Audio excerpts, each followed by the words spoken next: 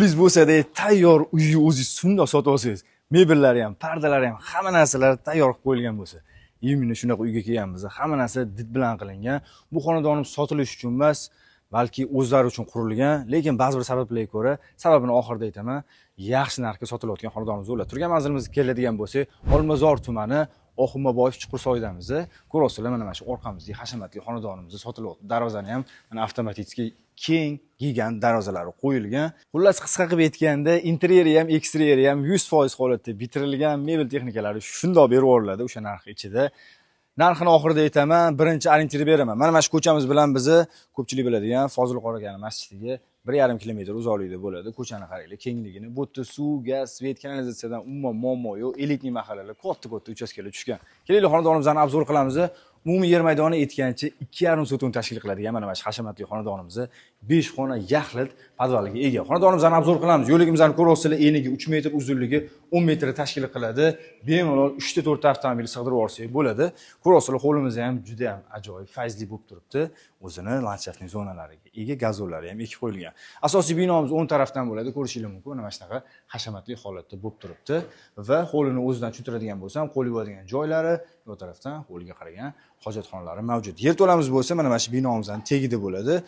Bu katelnik uchun ajratilgan yerto'lamizni alohida uy ichidan ham tushsak bo'ladi. Endi bo'lsa, xonadonimizni ichiga kirib obzor qilamiz. Ketdik. Hovlidan asosiy binomiz kirib kelar ekanmiz. Hovlining fayzini ko'rdinglar. Ichkari ham undan qolishmaydi. Neoklassik stildan foydalanilgan. Klassikaga ko'proq yondashilgan ekan. Yana bitta eslatib o'taman, xuddi videoning boshida aytganimdek, xonadonimiz sotilishi uchun qurilmagan. Devorlari ham 1,5-2 g'ish bo'yotibdi.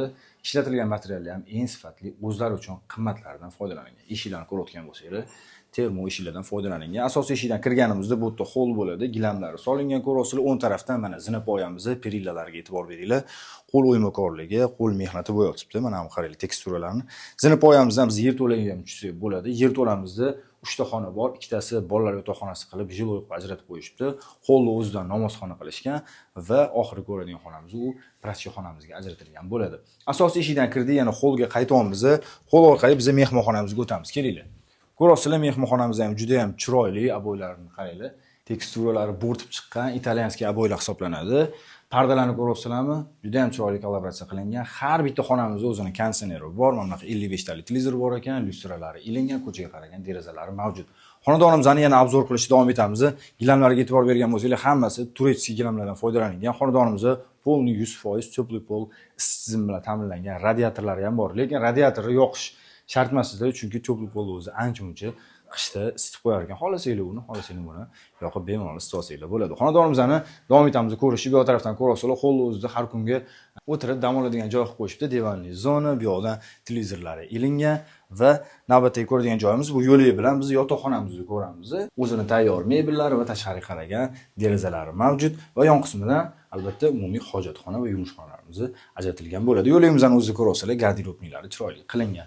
Endi xonadonimizni ko'rishda davom etamiz. Tushunarli bo'lishi uchun eslatib o'taman. Qaranglar, asosiy eshikdan kirdik. Chap taraf bilan yuradigan bo'lsak, boya aytganimiz divanli zonamiz joylashgan bo'lsa, mana qaranglar. Razdvojnoy eshik bilan biz oshxonaga o'tsak bo'ladi. Buni ham eng qimmatlari, sistemalari ham eng yaxshilaridan foydalanilgan ekan. Bu yerda yana har kun choy ichib o'tiradigan zonamiz bo'ladigan bo'lsa, oshxonamizga e'tibor beringlar.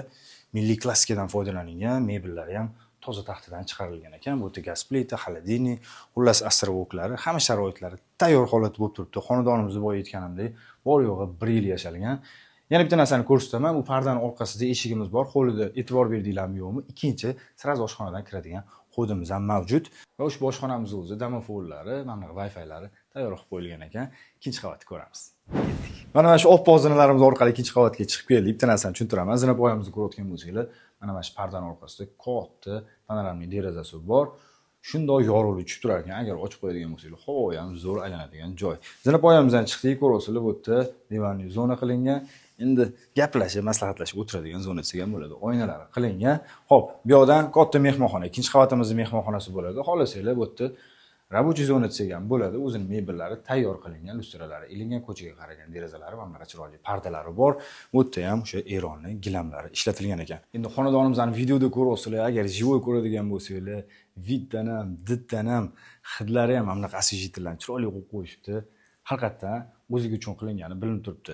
Birinchi ko'radigan xonamiz ikkinchi qavatimizda ota-onalar uchun mo'ljallangan yotoqxona bo'ladi. O'zining ichida sanuzellari mavjud, sanuzel ham juda keng ekan. Tubli pollar hamma yoqda qilingan. Bu xonamizda o'zining mebellari tayyor bo'ladi. Tashqariga qaragan derazalari mavjud. Va zinapoyamizni ko'rdinglar, bunaqa chiqadigan bo'lsa, kichkinagina yo'l eshamiz bo'ladi. Yo tarafdan o'g'il bola yotoqxonasi. Eng yoqqan xona mana shu bo'ldi. Ko'ryapsizlarmi? Mana mana shu oq pardamizning orqasida katta panoramli oynamiz bor. Yorug'lik juda ham zo'r tushib turadi. Juda yaxshi xona ekan, mebellar tayyor qilingan. Shuni ro'parasida bo'lsa, qiz bolalar uchun mo'ljallangan yotoqxona, ranglarini ham ko'rasizlar, qizlar uchun mo'ljallangan ekan. Yotoqlari tayyor qilingan, tashqariga qaragan derazalari mavjud. Va ushbu ikkita yotoqxonamizning o'rtasida bo'lsa, umumiy hojatxona va yuvinichxonalarimiz joylashgan bo'ladi. Xonadonimizni ko'rdinglar, 100% holatda mana shunaqa hashamatli, chiroyli holatda bo'lib turibdi.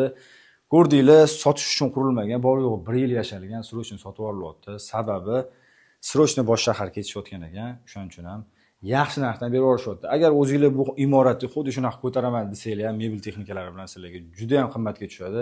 Aniq 1,5 barobar qimmatga tushadi. Zo'r narxdan berishyapti.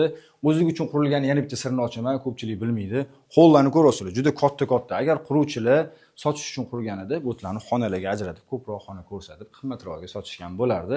Xonadonimizning narxini 295 ming bilan startviy narx qo'yishdi. Albatta, bu narxdan yana ham o'tib beradigan joylari bo'ladi. Qo'shimcha ma'lumotlarni pastki raqamlarga qo'ng'iroq qilib, uy egalari bilan birga baraka qilsanglar bo'ladi.